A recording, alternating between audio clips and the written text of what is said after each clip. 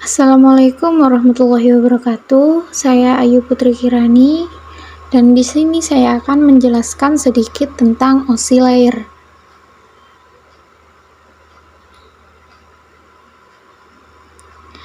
Nah, yang pertama yaitu OSI adalah kepanjangan dari Open System Interconnection dan OSI sendiri digunakan sebagai titik referensi untuk membahas spesifikasi protokol. Yang pertama, kita ada topik layer pada OSI, manfaat model OSI, konsep dan kegunaan layer, interaksi antar layer pada OSI, data enkapsulasi, model referensi OSI dan TCP/IP, dan yang terakhir cara kerja OSI layer. Yang selanjutnya yaitu pengertian dari OSI layer itu sendiri adalah sebuah konsep yang memungkinkan pertukaran informasi terjadi antara berbagai jenis sistem komunikasi komputer dengan menggunakan protokol standar yaitu TCP/IP. Kemudian ada layer pada OSI. OSI sendiri memiliki 7 susunan yaitu application, presentation, session, transport, network, data link, dan physical. Layer 5, 6, dan 7 difokuskan untuk pelayanan dari suatu aplikasi, sedangkan layer 1, 2, 3, dan 4 difokuskan untuk aliran data dari ujung ke ujung yang lain atau yang disebut dengan end-to-end. Dan selanjutnya adalah manfaat OSI layer. Yang pertama, membuat lintas vendor dari peralatan jaringan komputer untuk saling bekerja sama. Yang kedua, untuk dasar dari troubleshooting jaringan komputer. Selanjutnya adalah konsep dan kegunaan layer. Yang pertama ada application. Tahapan ini berhubungan langsung dengan pengguna, dan application layer merupakan prosedur penyambungan komunikasi dari perangkat, yang artinya application layer ini adalah penghubung antara perangkat dan sistem komunikasi. Contohnya saat kita mengirim surel. Dan yang kedua adalah presentation layer, bertanggung jawab untuk mempersiapkan data agar bisa digunakan dengan program tertentu, atau dengan kata lain, mempresentasikan data agar program tersebut dapat menyerap, mengakses, dan menggunakannya. Presentation layer ini berperan sebagai penerjemah bahasa komunikasi yang berbeda antara dua perangkat komputer, melakukan enkripsi data dari perangkat sumber, lalu mendeskripsinya pada perangkat penerima. Yang ketiga adalah session layer, di mana durasi waktu yang diperlukan untuk berkomunikasi disebut session atau sesi. Lapisan ini bertanggung jawab untuk membuka jaringan dalam durasi waktu yang cukup agar pertukaran data dapat berjalan dengan baik. Session layer ini juga mengirimkan data melalui pos-pos. Contohnya untuk mengirim 100 data, session layer bisa mengatur penempatan pos tiap 10. Jika mencapai 50, tiba-tiba jaringan putus. Maka pengiriman data bisa diulangi dari pos yang terakhir. Selanjutnya, transport layer berperan sebagai penanggung jawab kiriman pesan antara dua perangkat, mengambil data dari layer sebelumnya dan meneruskannya ke lapisan berikutnya, sekaligus memastikan bahwa data tersampaikan dengan baik. Yang kelima, network, berarti jaringan. Dalam hal ini sendiri, network layer bertugas untuk memberikan jalur sebagai fasilitas bagi proses pertukaran informasi antara dua jaringan berbeda. Network layer tidak diperlukan pada komunikasi perangkat di jaringan yang sama. Network layer mencari jalur komunikasi terbaik antara jaringan atau yang disebut dengan routing. Lapisan ini menyalurkan data kiriman dari perangkat sumber dengan cara membaginya dalam paket-paket kecil, lalu menyusunnya kembali ketika telah sampai pada perangkat penerima. Selanjutnya, data link.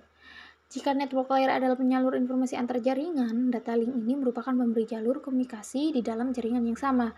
Tugas-tugasnya hampir sama dengan network layer dan transport layer, hanya saja internal dalam satu jaringan.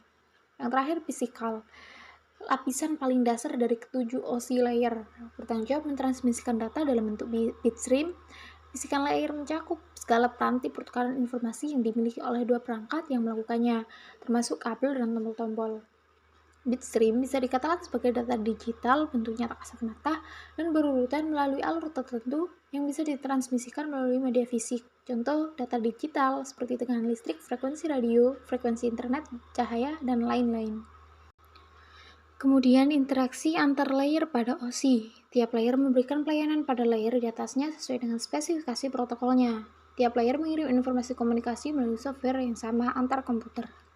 Selanjutnya itu data enkapsulasi. Enkapsulasi sendiri adalah suatu proses pemberian header data menjadi paket data atau yang biasa disebut dengan PDU, yaitu protokol data unit, di mana proses enkapsulasi data memiliki beberapa tahap. Yang pertama ada datagram. Ketika proses pengiriman dimulai, data akan turun melewati application layer yang bertanggung jawab dalam pertukaran informasi dari komputer ke jaringan. Layer ini merupakan antarmuka antara jaringan dengan aplikasi yang digunakan oleh user. Nah, data tersebut akan disalurkan ke presentation layer. Selanjutnya yaitu proses segmen. Data yang dikirimkan tadi akan melalui transport layer. Di layer ini, data dipastikan sudah mempunyai suatu koneksi dengan server dan memulai proses mengubah informasi ke dalam bentuk segmen, yang kemudian akan dilanjutkan ke paket. Lalu data akan diteruskan ke network layer. Pada layer ini, segmen-segmen data diterima dan ditambahkan oleh network untuk station yang request dan alamat network untuk server yang di-request. Kemudian ke proses frame, di mana paket-paket kemudian dilewatkan ke layar data link dan paket-paket diatur dan kemudian akan dibungkus ke dalam individual frame. Contohnya dalam proses ini adalah memberikan alamat MAC tujuan dan MAC address sumber yang kemudian informasi tersebut digunakan sebagai trailer. Kemudian proses bitstream, dan di tahap terakhir ini informasi akan dibawa dari source menuju ke tujuan penerima. Karena physical letter tidak mengenal frame, maka melewatkan informasi itu ke bentuk bit. Bit-bit tersebut berasal dari hasil enkripsi yang dilakukan oleh presentation layer. Dan bit-bit tersebut akan dikumpulkan dan disinkronisasi, kemudian diubah menjadi sinyal listrik yang berupa tinggi rendahnya tegangan dan selanjutnya ditransmisikan melalui media. Kemudian ada model referensi OSI dan TCP/IP. Nah, OSI dan TCP/IP memiliki beberapa perbedaan. Contohnya, OSI layer memiliki 7 buah layer dan TCP/IP hanya memiliki 4 layer. Perbedaan yang kedua, TCP/IP layer merupakan protokol spesifik, sedangkan OSI layer adalah protokol independen.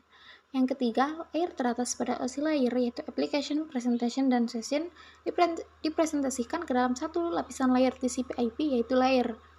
Persamaan dari keduanya yaitu keduanya memiliki lapisan atau yang disebut dengan layer dan sama-sama memiliki application layer meskipun memiliki layanan yang berbeda. Yang ketiga, memiliki transport dan network layer yang sama. Selanjutnya ada cara kerja OSI layer. Nah, prosedur OSI layer berlaku baik di perangkat pengirim maupun perangkat penerima. Artinya, data dari perangkat pengirim akan melewati layer 1 sampai layer 7 sebelum sampai ke perangkat penerima. Data tersebut masih harus melewati 7 layer yang sama, tetapi urutannya terbalik. Seperti saya mengirim surel kepada teman saya, selesai mengetik, saya menekan tombol kirim, lalu aplikasi pengolah pesan akan memanggil application layer untuk memilih protokol untuk menyampaikan data. Nah, dari presentation layer akan terlebih dahulu menempatkan data dan meneruskannya ke session layer untuk memulai proses pengiriman.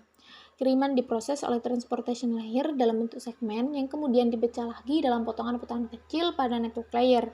Di dalam network layer menyampaikan adanya potongan-potongan data ke data link layer.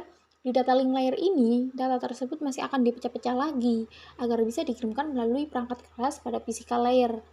Di physical layer, pengonversian data ke dalam bentuk bitstream lalu diteruskan melalui media fisik seperti modem, kabel, fiber optik, atau perangkat konektivitas jaringan lainnya. Nah, di perangkat inilah yang pertama kali menerima paket bitstream data di alamat email teman saya. Email kiriman saya masih harus melewati 7 OSI layer lagi sebelum teman saya dapat membacanya seperti biasa. Nah, namun kali ini prosesnya berlangsung secara terbalik. Pertama, physical layer akan memproses bitstream menjadi data yang bisa disalurkan oleh data link, kemudian menyusun kembali potongan-potongan data ke dalam paket untuk network layer, yang kemudian akan diproses dalam bentuk segmen untuk disampaikan ke transportation layer yang kemudian akan menggabungkan data sehingga utuh kembali. Data utuh tersebut masih mentah dan akan mengalir melewati session layer di jaringan komputer teman saya. Nah, session layer meneruskannya ke presentation layer yang juga memeriksakannya dari kompresi-kompresi. Kemudian presentation layer menyampaikannya ke application layer yang kemudian akan memproses data mentah dalam bentuk yang bisa dibaca oleh program email di komputer teman saya. Teman saya akhirnya pada tahap akhir ini bisa menerima surel tersebut sesuai dengan bentuk yang saya kirimkan sebelumnya. Sekian dari saya, kurang lebihnya saya mohon maaf. Wassalamualaikum warahmatullahi wabarakatuh.